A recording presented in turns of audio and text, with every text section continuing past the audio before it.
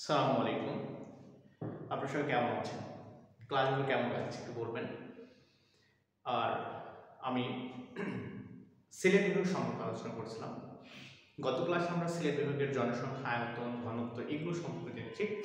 আজকে আমরা জানব সিলেট বিভাগের কয়টি জেলা রয়েছে এবং কি কি। ঠিক আছে, চলো শুরু করি। সিলেট বিভাগ। আচ্ছা, সিলেট বিভাগের মোট জেলা হচ্ছে 4টি। তাহলে মোট জেলা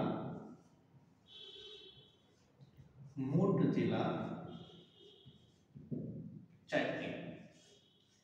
এই 4টি জেলার সমন্বয়ে সিলেট বিভাগ 1998 সালে গঠিত হয়। এটা স্বাধীনতার পর।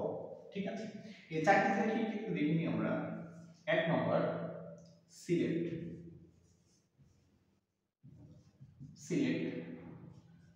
2 নম্বর হবিগঞ্জ। এরপর 3 নম্বর সুনামগঞ্জ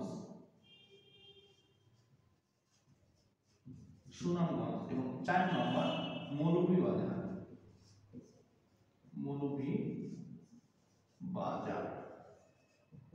ঠিক আছে, এই 4টি জেলার সমন্বয়ে 1998 সালে সিলেট বিভাগ গঠিত হয়েছিল। আমরা অনেকে হয়তো পড়েছেন বা দেখেছেন, এই মৌলভীবাজার জেলায় সবচেয়ে বেশি চা বাগান রয়েছে। ঠিক আছে, চা বাগান রয়েছে। আমরা বিস্তারিত আলোচনা করবো ইনশাআল্লাহ, প্রত্যেকটা জেলা সম্পর্কে বিস্তারিত আলোচনা হবে। তাহলে সিলেট বিভাগের এই মৌলভীবাজার জেলায় সবচেয়ে বেশি চা বাগান রয়েছে। তবে এই সিলেট বিভাগের অনেক ইতিহাস রয়েছে, যেটা হচ্ছে বিস্তারিত আলোচনা করে ক্লাস অনেক বড় হয়ে যাবে হয়তো।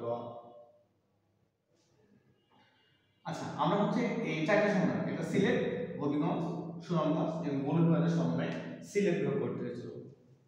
সবাই ভালো থাকবেন, ধন্যবাদ।